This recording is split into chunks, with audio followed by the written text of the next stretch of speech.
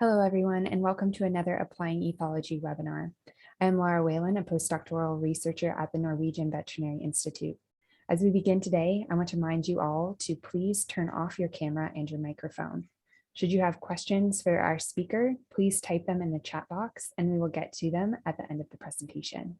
It is my pleasure to introduce Lisa Jan, who is an associate professor at the University of Nottingham School of Veterinary Medicine and Science. Lisa has collaborated for the past 11 years with zoos to improve elephant welfare through her involvement on the Elephant Welfare Group run by the British Association of Zoos and Aquariums. Lisa will be discussing the value of working with stakeholders to develop useful tools.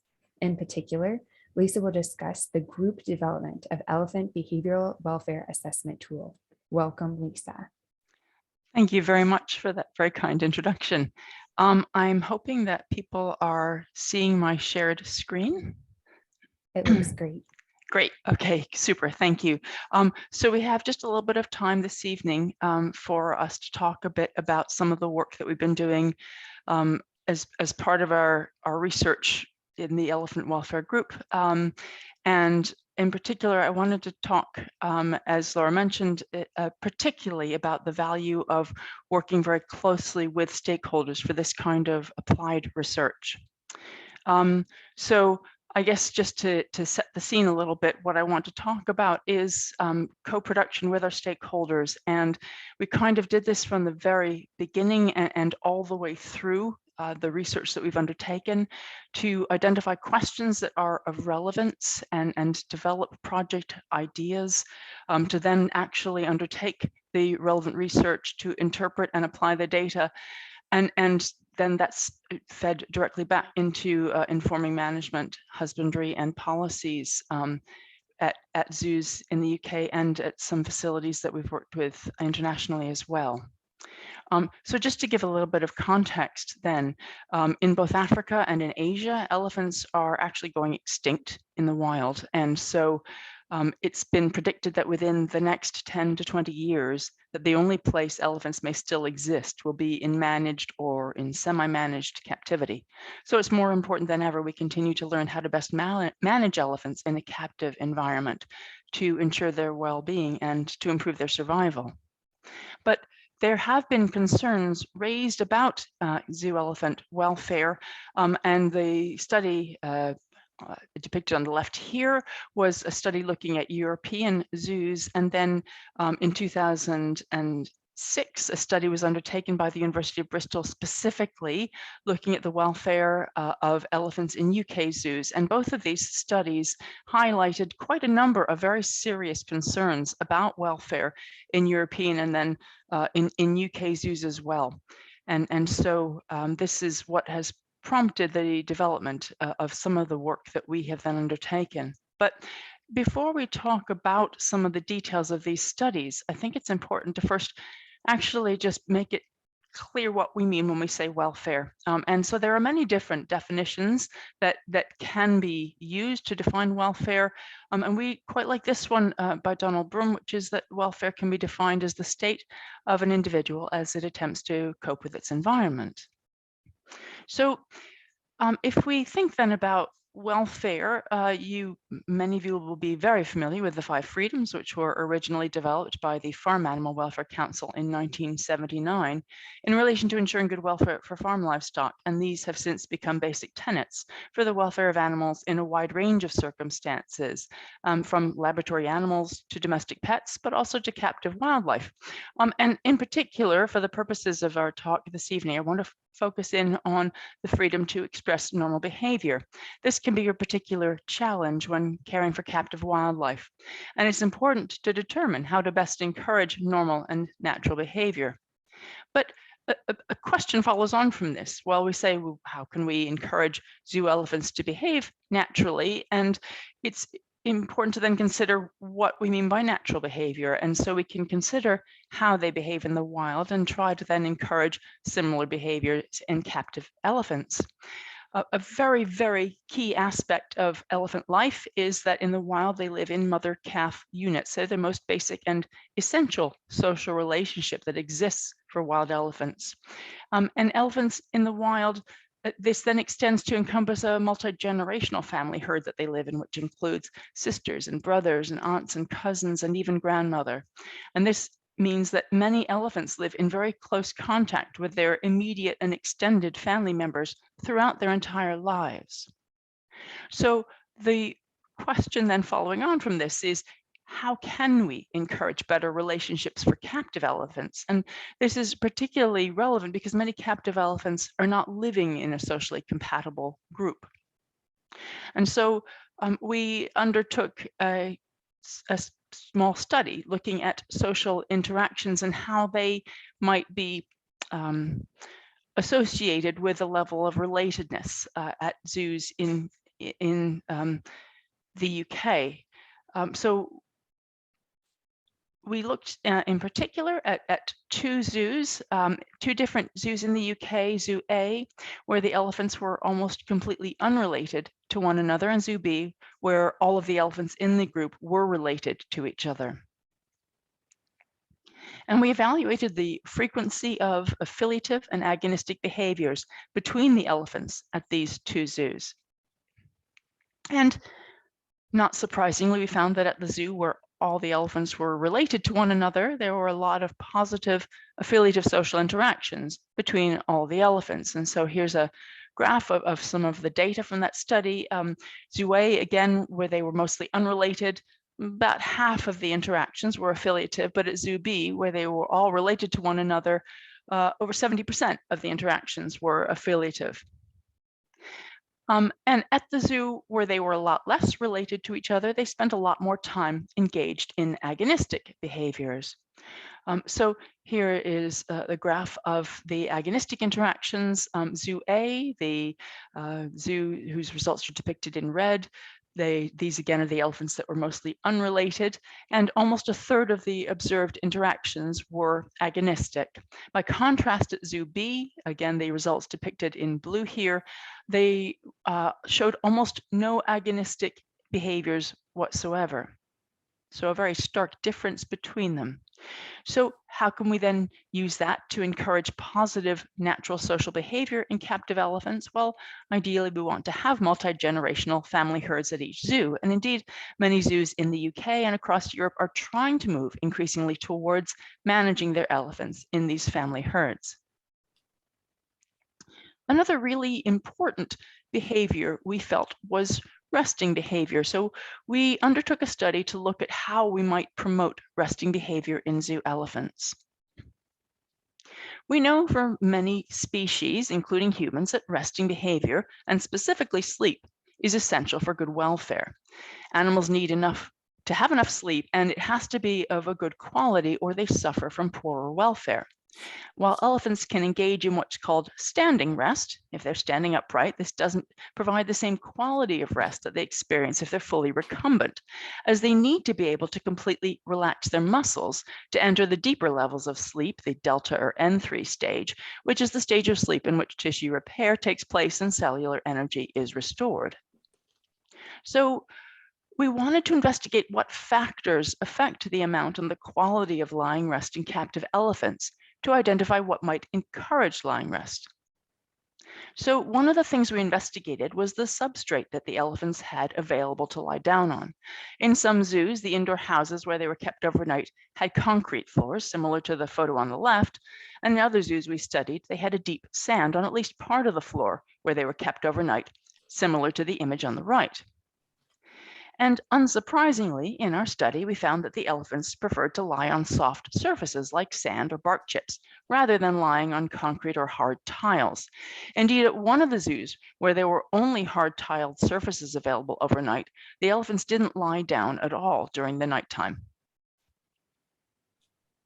Another important aspect of elephant life is that they're a highly social species, and they like to have lots of physical contact. You can often see them brushing against each other and touching one another with their trunks.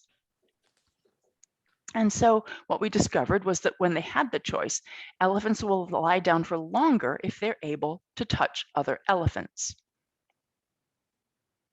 And although it's known that lying rest is important for elephants to engage in delta wave deeper sleep, not all elephants are able to lower themselves down onto the ground so that they are fully recumbent.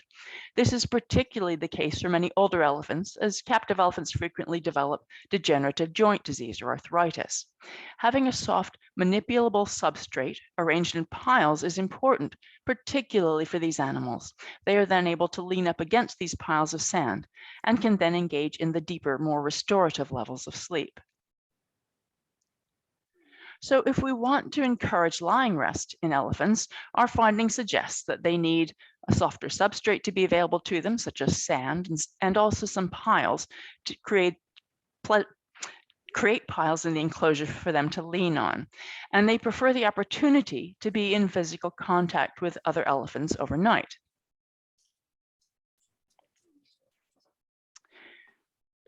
Okay, so in general, we wanted to make some evidence-based recommendations for positive welfare in captive elephants. And so in particular, we focused on the environment and the ways that the environment can encourage the expression of natural behaviors. So there are two aspects, if you will, to that environment. One is the social environment. And in particular, what we highlighted from our work and from plenty of previous work that's been done on wild elephants is that in the social environment, they get along better if they're related to other elephants in the environment.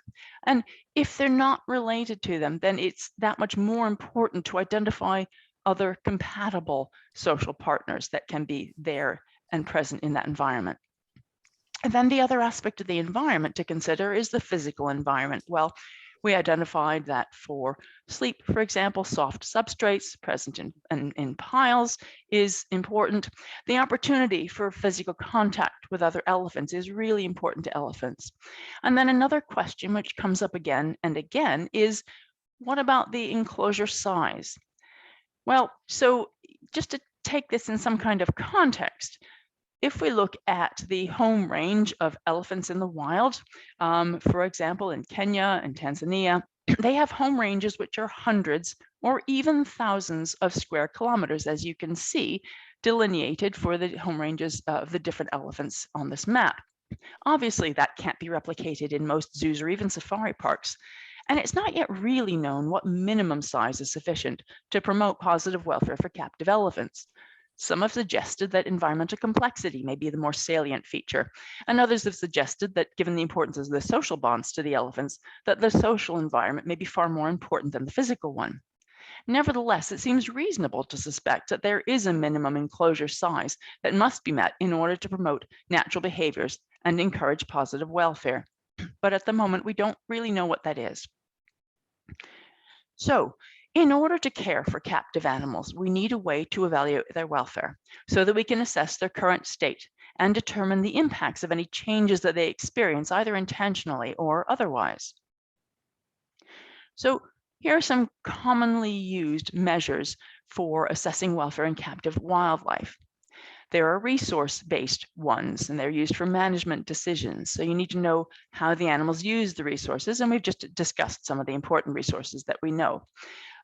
There are health or physical measures, body condition, how fat or thin the animal is. You don't want it to be either too high a body condition or too low body condition. Either of those, it suggests that there's something adverse for that elephant, and it will suffer some ill health consequences. Health or ill health in general is also important. Things for elephants, like the state of their feet.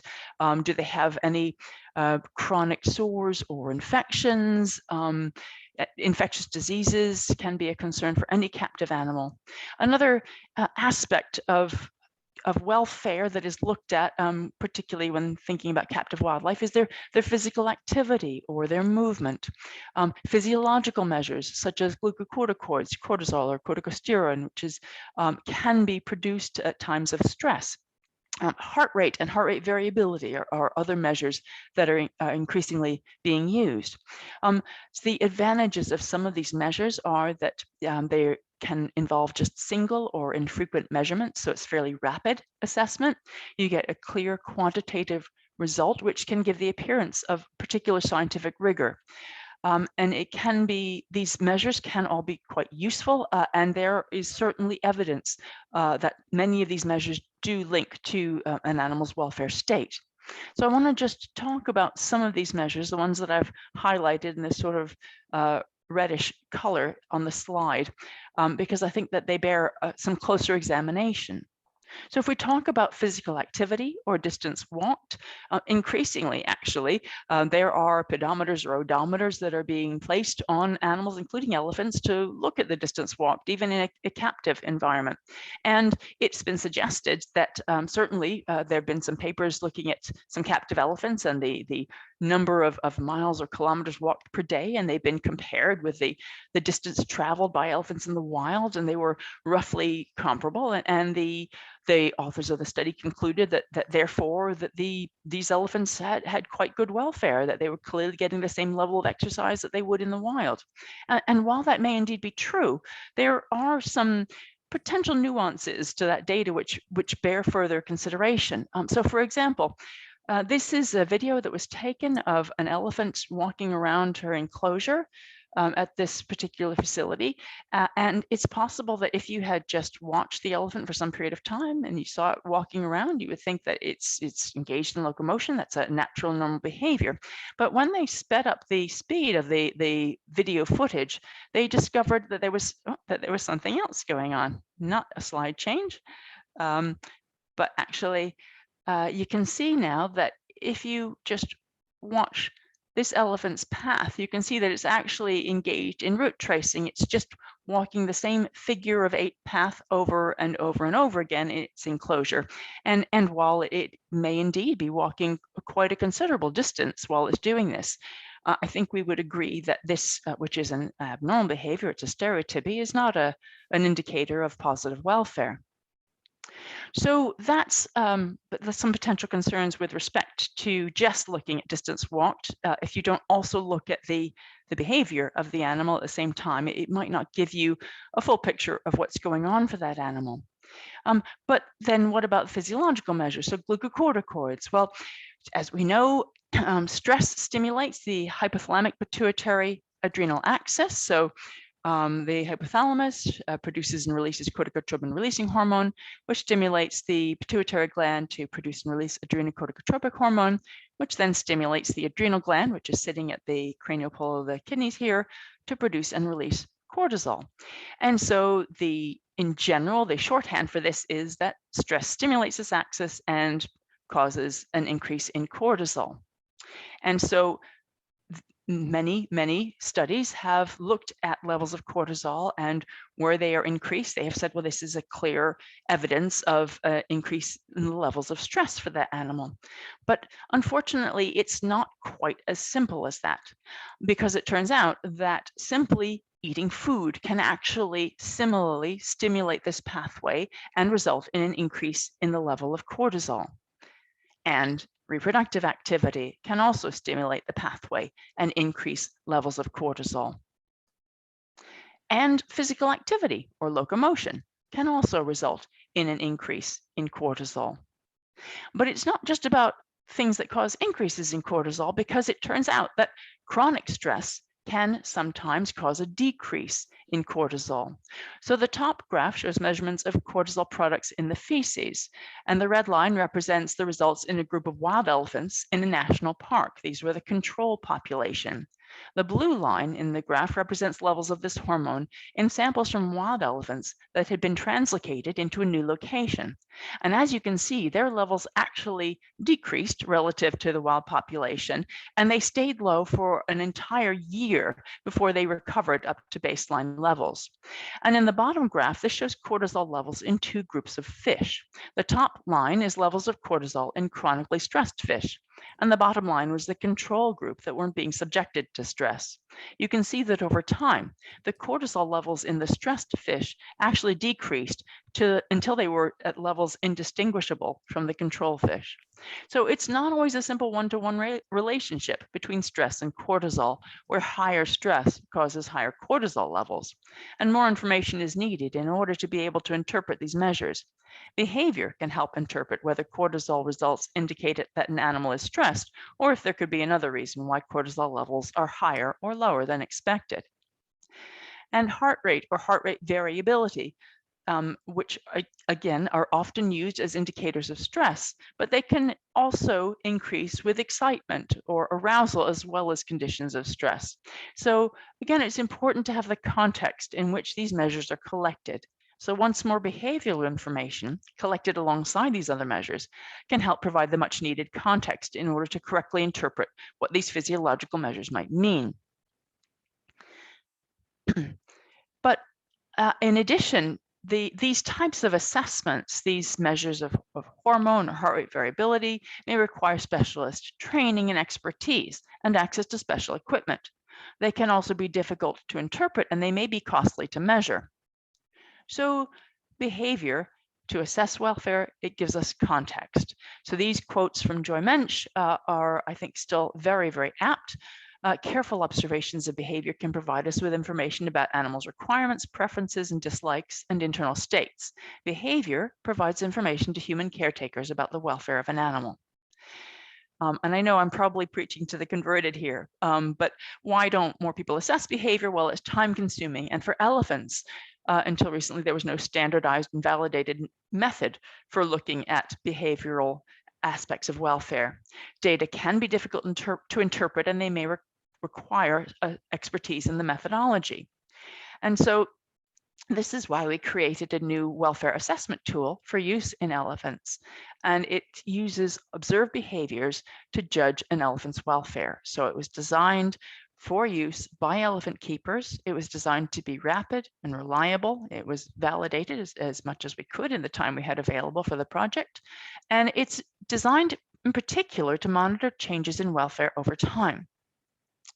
So again, this very much involved co-production with our stakeholders, and I'll talk through how we developed and then validated this tool. So development of our elephant behavioral welfare assessment tool. To start with, we used both peer-reviewed and gray literature, as well as stakeholder focus groups, in order to identify potential behavioral indicators of welfare in elephants. And we then evaluated the strength of evidence for each of these measures.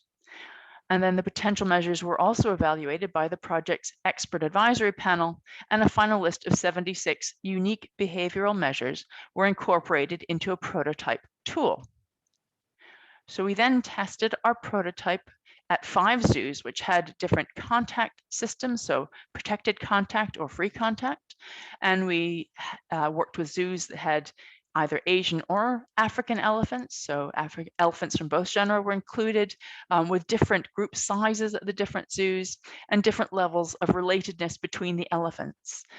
We ended up with 29 elephants that were assessed, 24 of them female, 5 male, 9 African, and 20 Asian elephants.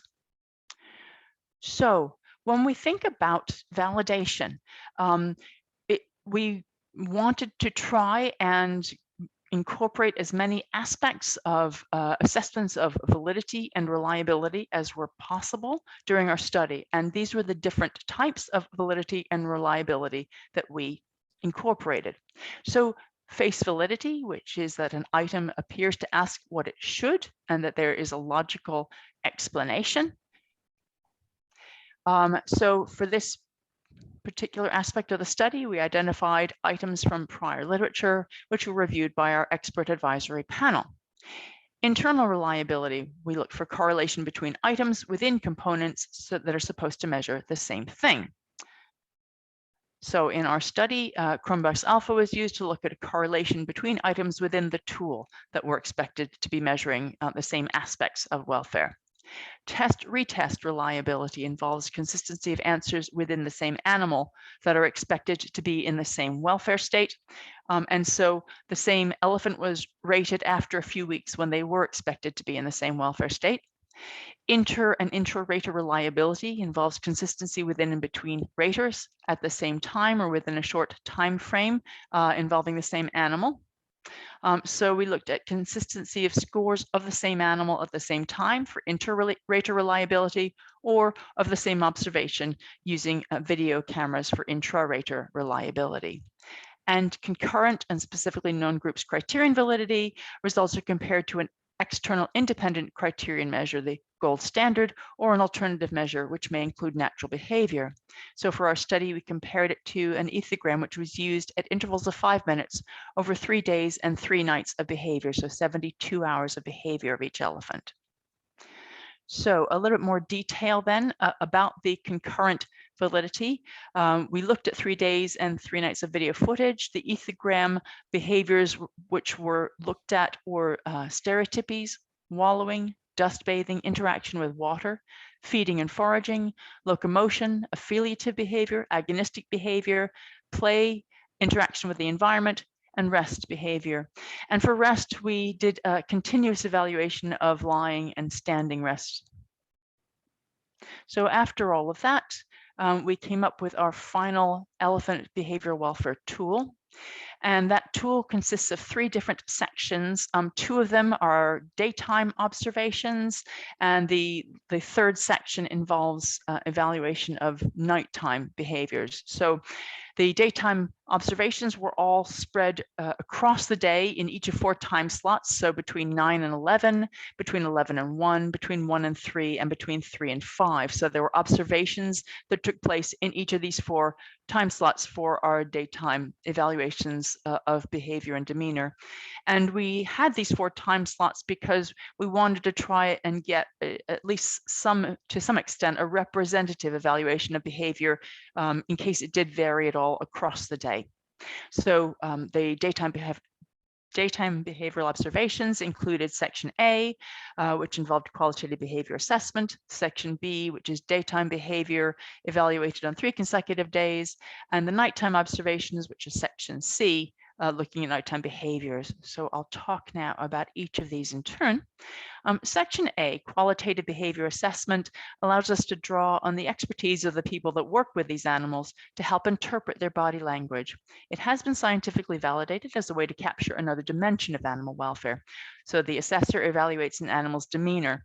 Using QBA provides a more holistic assessment of that animal's well-being than simply observing behavior. It also provides a way to assess not only negative, but also positive welfare, which is something that's increasingly recognized as important for all animals, including captive wildlife, but it can be difficult to measure. So our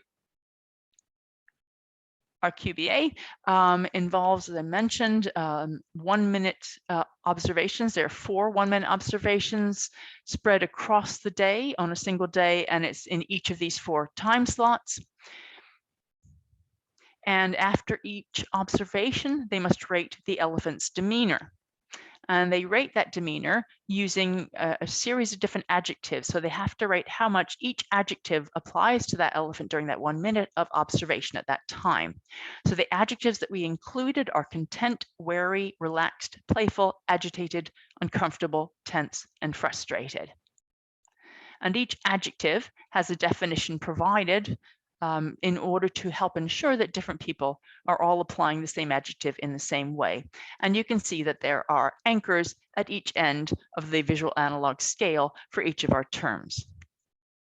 Section B has 4 5-minute observations each day, again spread in each of these 4 time slots, and they then do those same observations on 3 consecutive days. And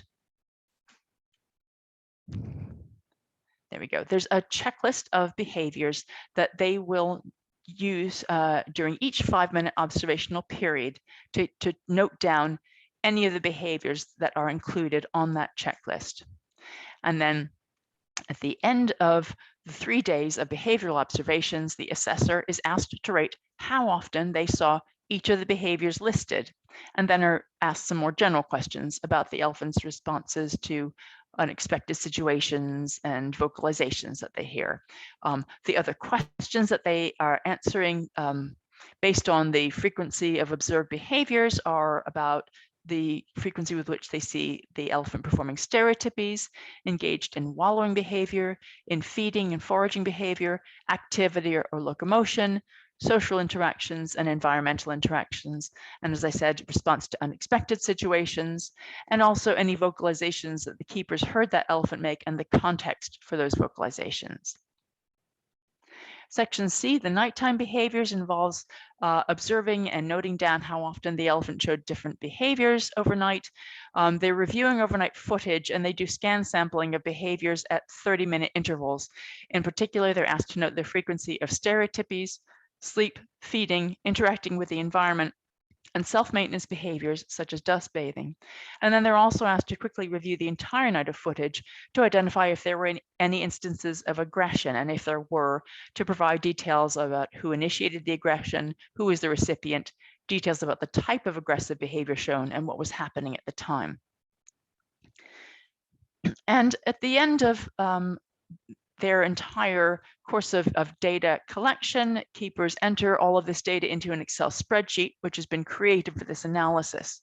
Once the tool is complete, a series of scores are generated, some of which are composite scores and some of which are for individual items.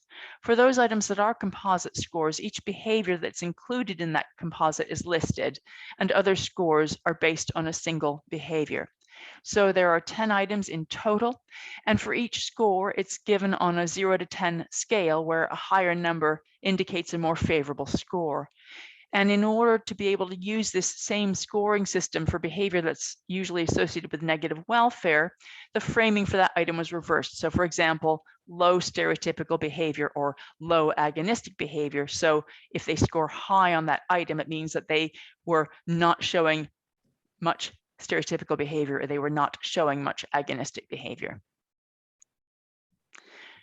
In terms of the feedback that we've had on the tool from keepers, the Elephant Behavior Welfare Assessment tool has been used regularly by elephant holding zoos across the UK since 2015, and elephant keepers have indicated that using the tool helps them to better understand their elephants, and that the results from the tool help them to better detect any changes in their elephants' welfare.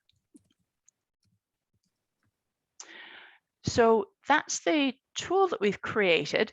And now I just want to tell you briefly a more recent creation, which is that we've now developed an Android app of this tool.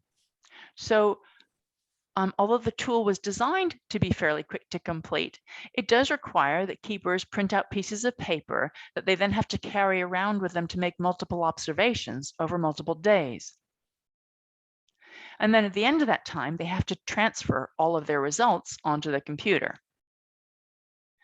So we created a new Android app of our tool to make it hopefully faster and easier for keepers to use. And the app allows keepers to enter their observations directly on the tablet, and it provides step-by-step guidance on how to complete each section of the tool. Results are scored on the tablet, and reports can then be uploaded onto our Elephant Welfare Project database. And a report of the scores is automatically generated and sent to the submitting zoos. So this is to give you some idea of what a report might look like and what it might contain. Each report includes tables and graphs. So on the left-hand side, you can see composite scores that have been graphed for 3 separate dates on which evaluation was made. And on the right, you can see at the top a pie chart, which shows the frequencies of different overnight behaviors for the most recently submitted report. And underneath that, you can see there's a stacked bar chart, and each of these represents a different date on which an overnight assessment was completed. And these charts and these graphs were designed to make it easier for zoos to see trends in their elephants' behavior over time, and to be able to detect, hopefully fairly rapidly, when changes do take place. Users can also log into an online dashboard to create customized views of their elephant's data. So on the dashboard, they can see an overview of each elephant's scores. So you can see that depicted on the left here. And they can also do a side-by-side comparison of scores between different elephants at their facility. So this is one elephant that's selected, and this is another elephant at the facility that's been selected, so that they can make some comparisons to see similarities and differences between different elephants at their zoo. So again, co-production with our stakeholders has entailed their involvement in the project from conception through to application of the findings to inform management and husbandry policies and practices. And it's hoped that this results in a practical and usable output from this research, which has a very applied focus. I would like to briefly acknowledge the many colleagues that have supported this work. This includes keepers and staff, particularly at Twycross Zoo, Chester Zoo, Colchester, ZSL Whipsnade, and Knowsley Safari Park for supporting research projects and trialing our elephant behavioral welfare assessment tool, and to all UK elephant holding zoos for their support. Students and volunteers that were involved in the earlier projects, including James Mursell, Esme Taylor Roberts, Ellen Williams, Isabel Lawn, Anna Martos, and Carolyn Daly. The Elephant Welfare Group Behavior Subgroup, Lucy Asher, Samantha Bremner Harrison, Oliver Berman, Ellen Williams, Roz Clubb, Claire Ellis, Juliana Pacheco, and Naomi Harvey. The Digital Research Services team at the University of Nottingham, who've been very involved in the development of our app database and helping to find ways to create automated and customized reports of the data for our stakeholders, in particular, Tom Giles and Adam Taylor. We received funding from the University of Nottingham and from the Department for Environment, Food and Rural Affairs. And I did also want to mention, if you'd like to learn more specifically about our project, I would encourage you to please visit our website at elephantwelfareproject.org. And please support us by linking to our social media pages, which are listed just here. And just to say, if you have any questions, please do feel free to contact us at our email address, which is ewp@nottingham.ac.uk. And with that, thank you very much for your attention, and I'd be happy to answer any questions. Thank you very much for that beautiful presentation, Lisa. I know I learned a lot. While I'm waiting for people to type in their questions, I have one to get us started. You highlighted the importance of a collaborative approach to your work, and I wondered how you started building those relationships to gain trust and conduct your work. For example, you could talk about your work in building the expert advisory panel. Yeah, to be honest, it's one of those things that has taken years, and it's an ongoing and continuing area of work. To be very, very honest, I think that many facilities were and have been, understandably, quite cautious or unsure about what we were planning on doing with our data, and the if it might in some way end up with direct or implied criticism of the facility. And I'm sure you can appreciate these facilities have their public image is extremely important to them. It's part of their brand, really. And so it was very, very important from the very beginning to indicate that our desire was to assist and support and not to criticize, but also to be very careful in any messaging that we put out there, that we're not seeking to critique or to criticize, but really only just to provide tools and assistance in whatever way that we can. And it's been a long, slow process and a long, slow activity to develop this trust with different facilities. I will say, certainly at this stage, there are quite a number of facilities, both in the UK and internationally, that we are fortunate to consider partners and collaborators in this process. So it's well worth the effort, but it is definitely something which requires some focused effort to accomplish. Yeah, I imagine constantly watching your language is probably a big thing. It looks like we have a lot of questions coming through, so that's wonderful. Lindsay asked, is each item in the EBWAT final score weighted equally? Do you think that some sections or items are more important than others when determining an elephant's welfare? It's a really, really interesting question. And to be honest, there's no weighting between the 10 different scores. Because there's no one final numerical value that's given for an elephant's welfare. And that was quite intentional, because in the past, and part of what we were trying to address, people came in and they wanted to judge, does a zoo provide good or poor welfare for their elephants? And that's not what this tool has been designed to do. This tool is very much supposed to be an instrument which helps managers to monitor the well-being of their elephants. And so even some people have said, well, how do you know that if this is a keeper-led tool, and how do you know that keepers at different zoos are using the tool similarly in different zoos? And it's true, we don't know that, but to be honest, it doesn't particularly matter, because that's not the point of the tool.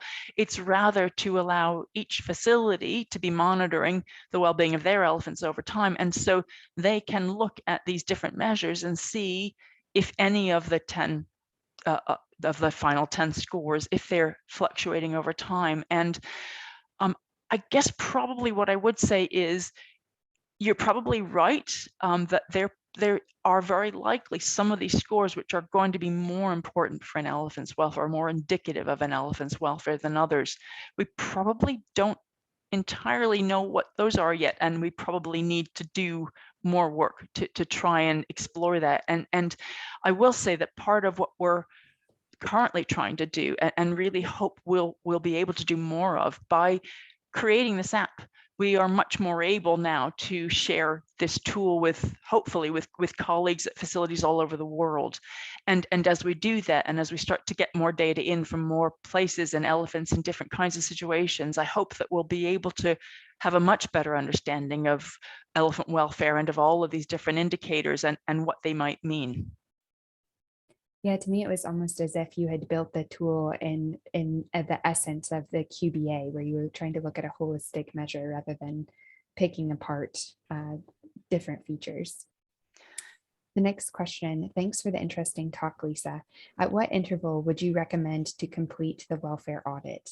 Oh, thank you for that question. That's a really good one. So what we say to our UK zoos is we ask them to complete it at least quarterly, so at least every 3 months. And that's what the UK facilities are doing. And actually, there was some government legislation that was passed that is asking all the zoos to complete the different welfare tools from the elephant welfare group every 3 months. And I think it's a reasonable interval, and we tried to find that balance between assessing frequently enough that you could hopefully catch something early enough that you could intervene before it gets bad, but not so frequently that it just becomes really cumbersome to do. What we have said, though, is that particularly if zoos know that they've got a change coming up, like they're building a new facility, or they're about to introduce a new elephant, to increase the frequency in the period leading up to that change, and hopefully do it more frequently in the period just after that change, to try and capture at a more fine-grained level the differences, the changes that might happen. And I think, yeah, actually some facilities, amazingly, to our delight, have said, oh, is it all right if we use it more often? And we said, yes, please, by all means do. And I'm sure that for those facilities that can use it more often, they will be able to pick up on some of those subtler sort of nuances of changes that elephants may have in their welfare in response to particular fluctuations in varying circumstances.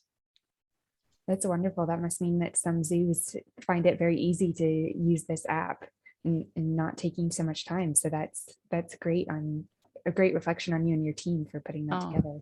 Well, thanks. Hopefully so. Thanks for this great talk. That was very informative and interesting, especially the app looks interesting. That's from Barbara. Thank you. Thank you very much for this lecture. I'd like to know, what methodology did you implement to weigh each indicator and its value on the final assessment qualification? So I'm not sure if I'm entirely, I'll answer the question that I think is being asked, and then you can let me know if I answered the question that you had.